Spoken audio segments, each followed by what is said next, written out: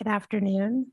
My name is Erica Myers. I'm the lead of Microsoft's Airband US initiative in rural America. That's the area that I focus on.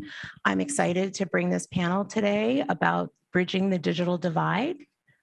We have Jean-Claude Rizard, Yes. I want to say it properly, President and CEO of Digital Promise. Lauren Beliv, Head of Government Relations for Zoom. And Mike Katz, Executive Vice President for T-Mobile. So we're excited to get started. So I'm actually going to start by referencing Microsoft's Airband initiative. So our initiative is focused on digital equity and an effort to solve the challenges of the digital divide. And I know that all of your organizations are also working on this issue as well. Can you each elaborate on what your organization is doing to address the issues of affordability, access, and adoption? Happy to start. So one of the foundational programs that we have at Digital Promise in partnership with Verizon is this thing called the Verizon Innovative Learning Schools Program. We are in nearly 600 schools in 32 states, working hand in glove with Verizon in underserved communities to provide access to hardware, access to the internet, and more importantly, the integration of the technology into the classrooms. So pedagogical practices, curriculum, et cetera. Well, first, thank you so much. Lauren Beliv, I'm so pleased to be here. And I just wanted to make sure I wasn't on mute. Zoom joke, I'm sorry. Well, it's absolutely breathtaking what sort of year and a half that we've had. In any given day at Zoom on December 2019, we had about 10 million daily active users. And by April 1st, 2020, we had 300 million daily active users. And it was such a growth and scalability. And everyone here has been living and breathing it. And it has been absolutely humbling, especially what we've been doing around education. On March 6, 2020, we made a decision to offer our paid program for K through 12 schools. We were able to provide that for 125,000 schools in 25 countries, and it totals 95 billion minutes total that we've seen schools be able to utilize our program. And we were working hand in hand with teachers in order to try to make this better across the board. So I'm looking forward to the discussion today and diving into some of the topics. Thank you. Thank you for having us here so much. And I'm going to pretend like I never heard Verizon being spoken at this. At T-Mobile, our flagship program for really going after and solving the digital divide is a program called Project 10 Million. And Project 10 Million is a program that we announced in November of 2019, recognizing that pre-pandemic, there was a big digital divide in this country. And there were millions and millions of kids that could not fully participate in school because by virtue of not having broadband, they couldn't be an equal to their classmates that did. So much of school in a fully physical environment now happens online. It happens before school, it happens after school, correspondence with teachers, turning in homework. Those things happen online. And with education being the great equalizer, not having broadband access was putting millions of kids at a disadvantage. And so we announced a program called Project 10 Million, which was our mission to permanently end the homework gap. A $10.7 billion 10-year commitment to give every student in America that needed a reliable broadband connection and equipment to access the internet that for free.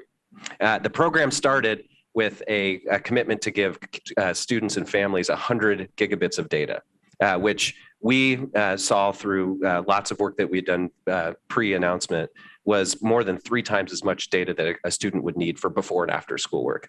Of course, then COVID happened and it changed. It shifted from a homework gap, a problem before and after school, to school being 100% online and fully virtual.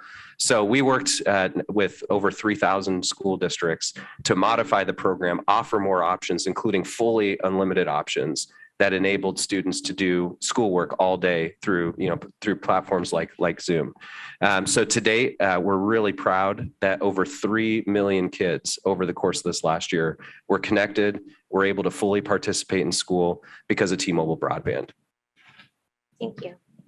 Jean-Claude, I wanted to talk a little bit about digital promise. I know that you all are focused on the digital divide, but beyond that, you're also focused on research and also educational practices.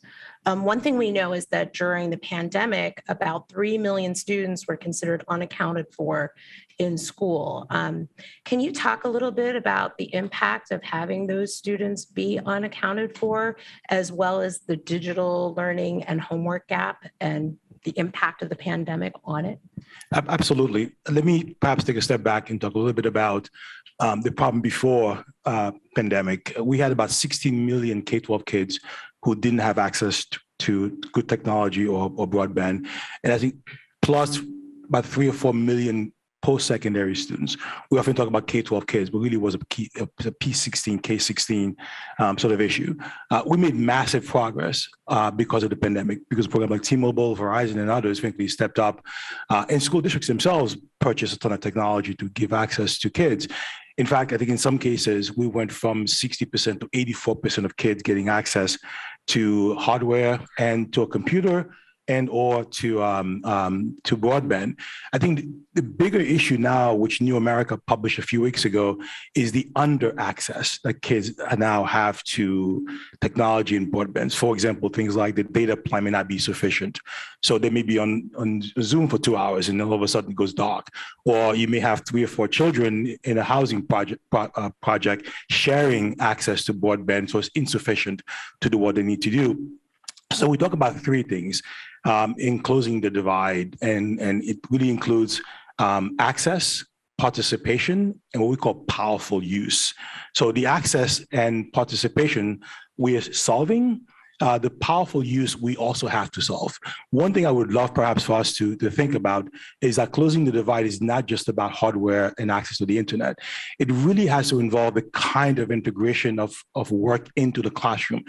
You've heard about the homework gap. I like to separate the 2 words, the homework gap, because it's not just about before and after school.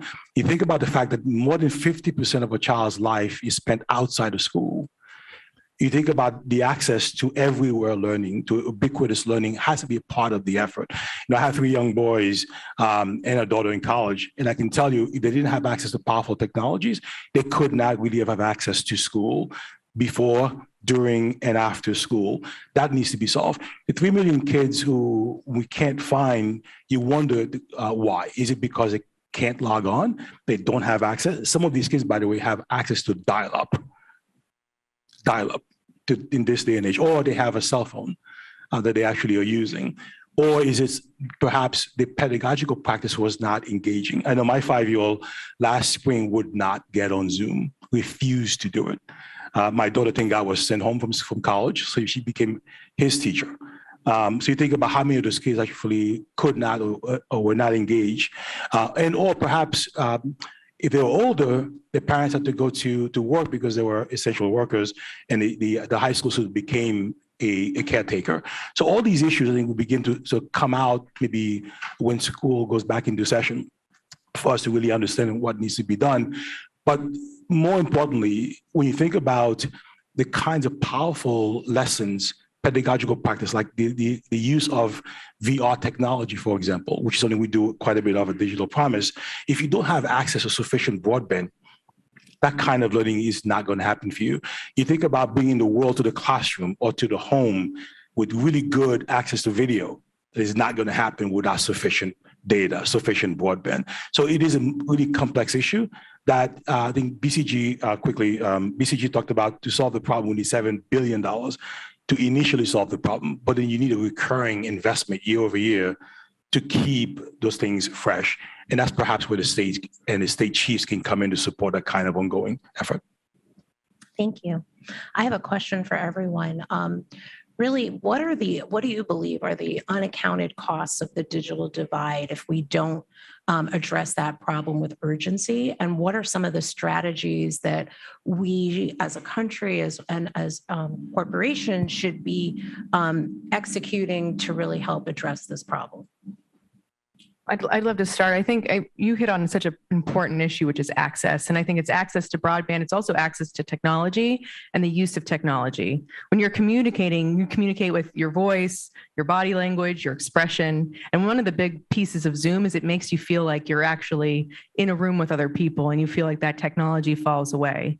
Last summer, July of 2020, we hosted an academic academy where tens of thousands of teachers were able to participate along with administrators and school staff. And we had 2 days of learnings where we could figure out how do we combat Zoom fatigue? How do we have kids be more engaged? What sort of support mechanisms do teachers need? And simple features like the raise your hand feature came out of this academy. We're doing a second one. It was announced for July 28th, so next week. And that's all going to be focused on the future of a hybrid education. Now that people want to go back into the in-person schooling, some of the benefits that you've seen from a hybrid learning environment and the access to that, I think will be really interesting to plug in and see how can that be supported so you can learn from anywhere. You can be supported during a snowstorm in Chicago, or you can still have access to your school. But I think the first, and John Claude, you hit the nail on the head. It's broadband access and ensuring that people have the bandwidth and the ability to have access to the technology. Can I just do a quick follow-on? Because Please to do. continue the access theme, I think what's critically important is there has to be competition. And if you look at one of the things that I think is manifested or been a underlying part of this problem is more than 50% of Americans only have one or fewer choices of high-speed broadband. It's a highly uncompetitive market that results in many people not having access and those that have access paying a lot more than they should. And oftentimes we talk about this in the rural context, and certainly rural is disproportionately impacted, but it's happening also in our big urban centers. There needs to be more competition. We need to demand that there's more competition because all consumers will benefit, but particularly the people that struggle the most with getting access. Just one two layers to that. One, the ideas of a public-private partnership has to be a big part of what we talk about. I mean, you hear it in T-Mobile, you hear it in Verizon, you hear it in Zoom, and there are others frankly working on this. So when you put together federal government, state government, and local school districts together with the kinds of private partnerships, you can actually begin to really close this. We saw it last year in the necessity of this kind of effort. But let me give you one nugget of an example of how we can begin to think about this. Most states have a textbook law. New York State has one. It's called NISTL. I was a school superintendent. We're given an allocation every single year to buy textbooks. Why can't that be also be available, made available to school superintendents around technology, software, broadband, et cetera? So the laws exist. I believe the dollars exist. I mean, the FCC, I think, has done a pretty good job of pushing this conversation forward. So but collectively, I think we can solve this problem. But again, foundationally, the folks who run schools can be the epicenter of this effort. But they have to understand this is not a one-time thing. It is an ongoing effort that has to be fully integrated in the pedagogical practices of schools. So Lauren, my next question you kind of touched on already, which is like, what are some of the tools that we can provide to schools, educators, and students to really be able to use technology? Because one of the issues is that there's lack of digital skilling, lack of workforce training. How can we help them to use the technology in the classroom better? There's a number of tools, both tangible and intangible, but I think the first is partnership. Zoom has done a lot to raise money and to have grant money to go toward the right partners like Education Superhighway, Bridging the Digital Divide, and ensuring that there's enough grants and resources for schools to have the tools. The second is actually access. And access, for us, we're a software company, but ensuring that people have the right hardware to be able to access. You said some kids are on cell phones, some kids are on laptops and desktops, and it's a hybrid. How can schools have the right funding to be able to supply with students with the tools that they need? And then again, I think the most intangible is broadband, and competition is a huge part to that, to ensure that there is a universal coverage for students to have access both in a rural, a suburban, an exurban, and a city environment. So. Jean-Claude? Just one more layer to this. And we were just talking earlier with the governor of Arkansas, the idea of workforce development. Let me give you an example of how powerful technology can change the dynamic of so much of what we do in schools. We talk about pedagogy, we talk about math curriculum, science, et cetera. But think about this. The transition from high school to post-secondary in America is a cliff for a lot of young people. And because I have a 5-year-old and a 20-year-old, I live P16. I just put my daughter through college about 2 years ago. She walked into Loyola University. As an educated, knowledgeable person, it was hell navigating that process. There's a program in Dallas called the Green Light Project that leverages blockchain technology that puts the power and the agency in the hands of students and families to navigate not just higher ed, but the workforce ecosystem, all leveraging technology to do that kind of work. So that kind of example of how a tool or technology can solve a long-standing issue in education are the ways in which you can see the world change. And the lead is the Dallas Promise, a scholarship program, but it wasn't just about getting money for kids to go to college, but helping them getting access to the scholarship. Brilliant work done by the Commit Partnership in Dallas. Mike, this question is for you. So I know that you would agree with me that connectivity and access to connectivity is one of the key components of bridging this digital divide. Can you speak about your Project 10 Million and talk about how T-Mobile went about implementing that program for both urban and rural students in need? Yeah, like I said, we developed and announced Project 10 Million before the pandemic. And we announced it as part of the first initiative that we would do when we successfully completed our merger with Sprint, which coincidentally then happened after the pandemic. So when the merger closed, like I mentioned in the open, we had to quickly pivot the program because we realized that we were solving a different problem. We weren't just solving homework gap, we were solving the schoolwork gap, full connectivity needed all day. Our team then went to work, and we went to work working closely in, like Jean-Claude said, in public-private partnerships. And those happened mostly directly with school districts and with states. And we had the opportunity to partner with thousands of school districts across the country, almost every state in the country as well as with other private sector companies, particularly in the hardware and software space. And every single one of them was a different situation. We found, many schools had some equipment. They might have some equipment that only could access Wi-Fi networks, and so we had to work to provide portable hotspots. We had some school districts like New York City where their students had nothing. They had no devices. They had no access to internet, and we had to do a big partnership that was between us, the city, and Apple to provide iPads. So every situation was a little bit different. We tried to work with at every single level of both state government and school districts, so we could assess, understand, and then bring the right collaboration, right parties to actually collaborate. Training was a big part of it, and like we were just talking about, and the training was important not only in the classroom environment. And what we found, the classroom environments, most of the teachers, because they were used to dealing with some level of devices and had broadband in the classroom, the learning curve wasn't that steep. Where we really found the training was the most valuable was for the individual students themselves. So that not only did they have broadband, but they knew how to use the broadband and use their devices.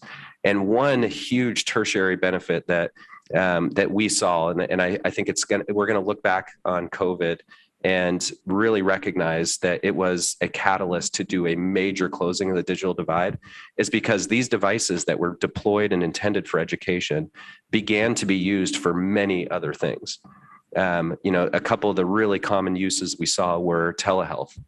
At the same time schools were shut down, a lot of clinics were shut down, and families that didn't have internet literally couldn't get healthcare. And so these devices began to be used for telehealth. Job searches, families that were unemployed or went out of work because of COVID were able to quickly enter themselves back into the job market by using these devices. So education was important, so the whole family could understand how to take advantage of the connectivity in their household, both to facilitate education, but to facilitate a lifeline for their entire family. So, a lot of the points have been made. Public-private partnership, really important. Partnership across private sector companies, and a willingness and understanding that these devices can't be single use. They can't just be for education. They need to be a platform that the family can use for all of their connectivity needs. Can you speak a little bit more about what T-Mobile did to actually work with those individual school districts and states and the local government to initiate your project? Yeah, maybe I'll just give a really specific examples. New York City. So New York City called us 3 or 4 days before they were going to announce that schools were shutting down. So I remember the day in my head. It was a Saturday. I believe it was like March 19th. They called us. They said on Monday they were going to announce schools were going to shut down.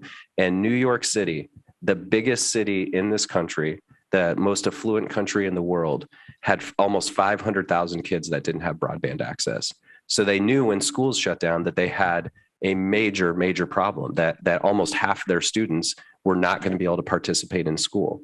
So we quickly worked with their technology teams. We brought in several other partners, both hardware partners. Apple was a big partner with us. We brought in a couple software partners, and we literally sat with them inside the DOE facilities, taking SIM cards, sticking them into iPads, programming them with the software that the school districts use, and then worked with them on a deployment process. And the deployment process was, in some cases, going door to door to hand devices out, do a quick training, and or provide them with a website and a phone number that they could use with any questions, or for tutorials, or for virtual help. So we had to set up most of our help virtually with the school districts, obviously because we're in the middle of a pandemic, which was done mostly through call centers and mostly through video tutorials. So you did a lot of hand-holding. What does success look like for your program? For me, it's a great question. For me, success with this program is that it's not a flash in the pan. That we don't look back on this year and say, hey, for this year and a half, we were dealing with COVID and schools were either fully or partially shut down. We got connectivity, and then the connectivity goes away, and then we're right back where we were pre-pandemic. To me, success looks like the federal government, state governments, school districts prioritizing connectivity as a mandatory need for all of their students. In my opinion, broadband for students is as important as electricity is in their house, as heat is in their house. It's a mandatory thing for students to be successful and to have an equal opportunity with all of their student counterparts that have broadband. So for me, long-term commitments to this, so that we don't take a step back after the pandemic.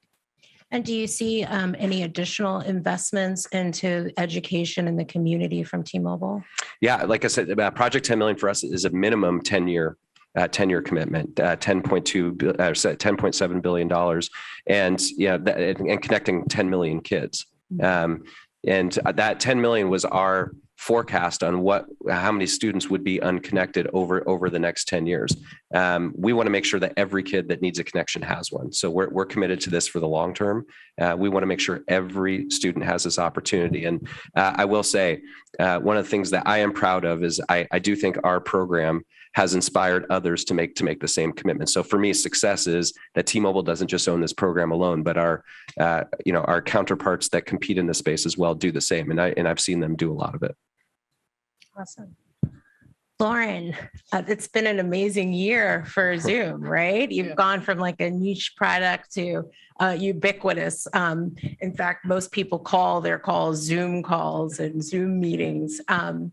What's next for Zoom as people go back to the classroom and go back out into the world? What do you see on the horizon for Zoom as far as education, and more specifically K through 12 versus higher learning? How do you think Zoom is going to play into that? Well, I think that is the question, right? And it's a really exciting one where the Zoom of 2019 is not the Zoom that we are today. And the opportunities really are endless, because as hard as the pandemic was, the idea of having frictionless communication has been such a benefit, and people are now having access in ways that they have never dreamed about before. And the ability to communicate with people across different time zones and locations, there's a real equity that's been built in that didn't exist before, or there were barriers to entry before. And with Zoom, the feeling that the reason it is the Q-tip of the industry in some ways is because there was a seamlessness for consumers to be able to engage with it immediately.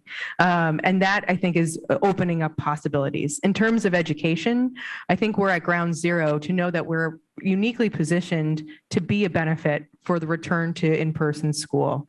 How do we now support and allow for teachers to have more collaborative environments? I think K through 12 is a little bit of a different position than higher education, where if you want to be taking a class at Loyola, but living in Washington, D.C., you can now do that and have remote access. If you're a teacher, you can now teach from anywhere. And I think you're opening up the world in different ways and allowing for different partnerships. For K through 12, it really is about supporting the students and the teachers and the school systems and ensuring that they have access to the technology that they need. And that's going to be, as I mentioned, we have the academies that are going on. It's a learning process, and the more that we can support schools going forward, that is core to the mission and to everything that we do. One of the things that I think happened during pandemic is that folks had to you were working and then you also had your children, you're trying to educate them. And so there became this clear nexus between work and education and business and education. But prior to that, really the lines between education and business were tenuous. What do you think are some of the things that businesses can do better to bridge that gap with the education system?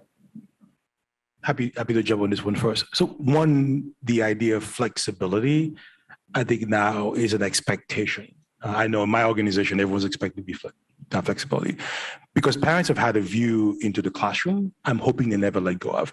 And it goes back to what you were saying before that, in the New America report talked about this, that when you give a child access to full technology, the parents and the family benefits.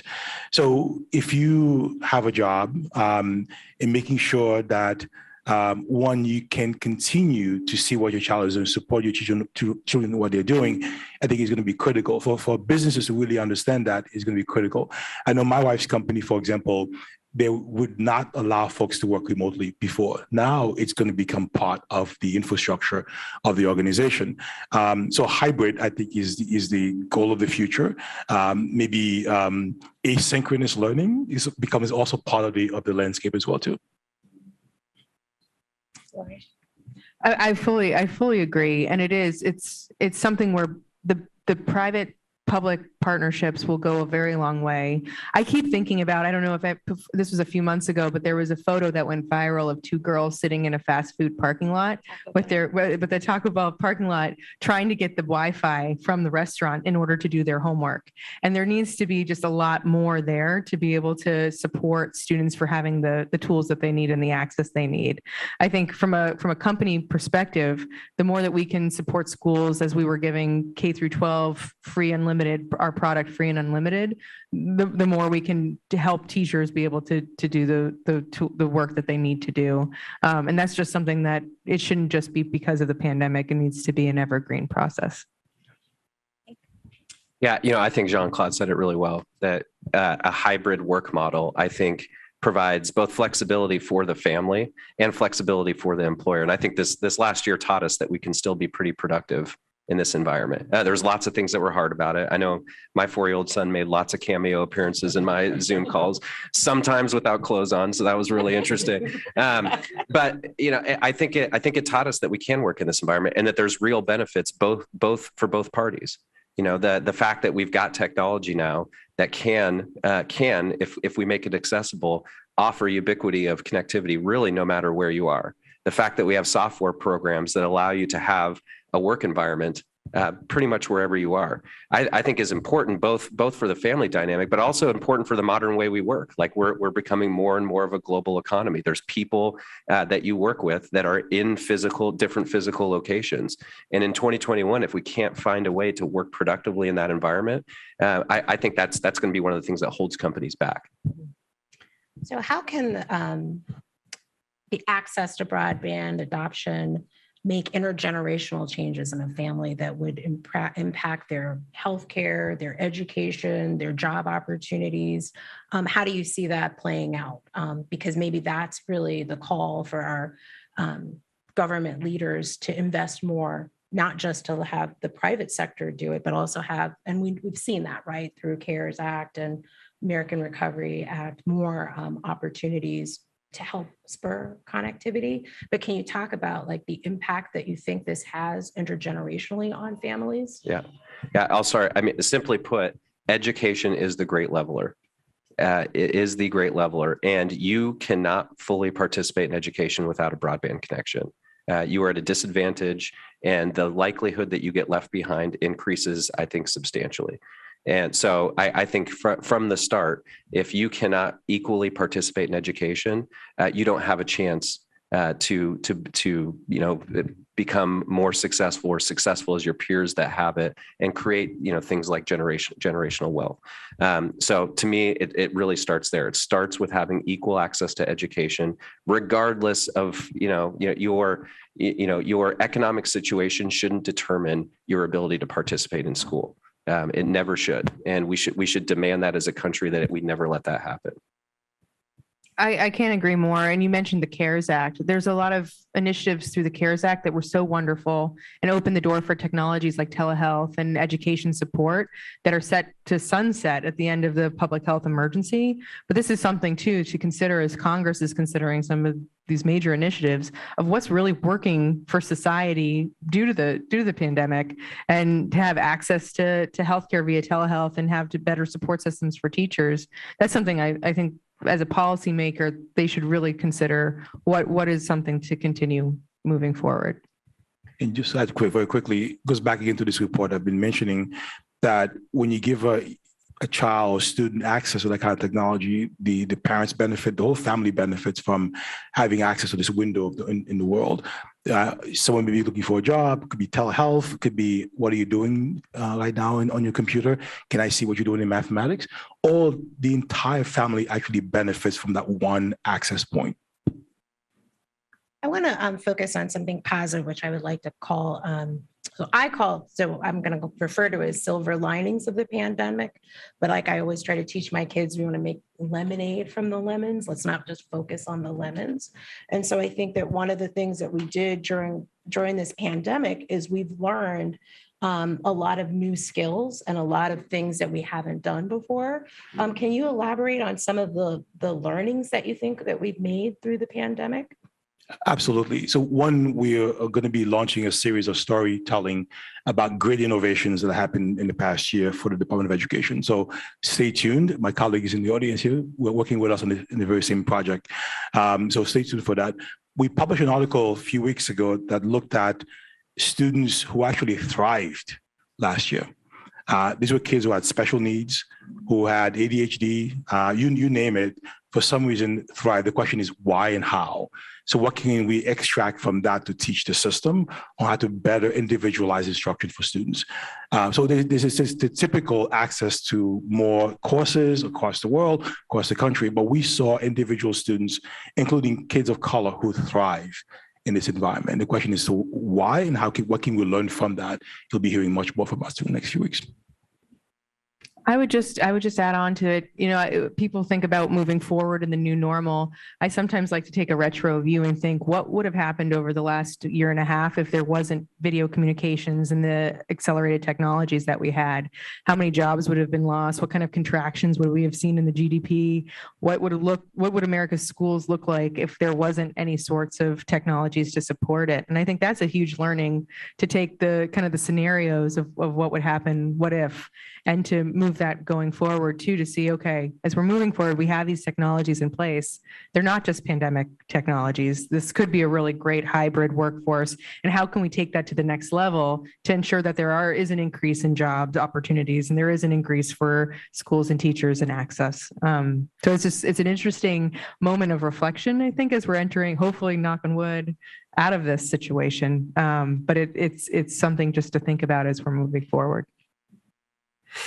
Yeah, really well said. I think kind of first and foremost at the macro level, I think we learned that we can have as a people empathy for each other. I was mentioning to you guys before this that this is the first time and hopefully the only time in our lives that we all are simultaneously going through the exact same thing. And the challenges that each of us face, like we all have our own version of those. And so I just saw this incredible empathy across the world as everybody recognized that we were going through the same thing, and you could understand my challenges and I could understand yours, which I think is a beautiful thing that I hope that we maintain.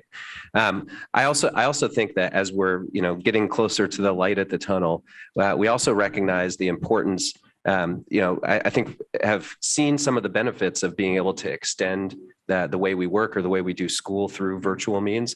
But also as we get closer and we start seeing people in 3 dimensions again and stuff, we also recognize the importance of physical presence too. And that the two can work together, and that maybe there's a 1 + 1 = 3 kind of environment that we can create if we've got the right connectivity and the right tool sets. So I'm hoping that as we come out of this, that we take the best of both worlds, the pre-pandemic and the during pandemic, and we get that multiplier effect. I love that you said that. I love how you said that 1 + 1 = 3. I love that. Jean-Claude? I think that was great. I don't think there's much more to add to that. Well, I want to thank everyone for coming to the panel. I want to thank you all. I thought this was a great conversation. I think there needs to be more conversations around this. I know that all of our organizations are working on the digital divide, and it's near and dear to our hearts, but it's also important for America. And so I want to thank you all for being here. Thank you.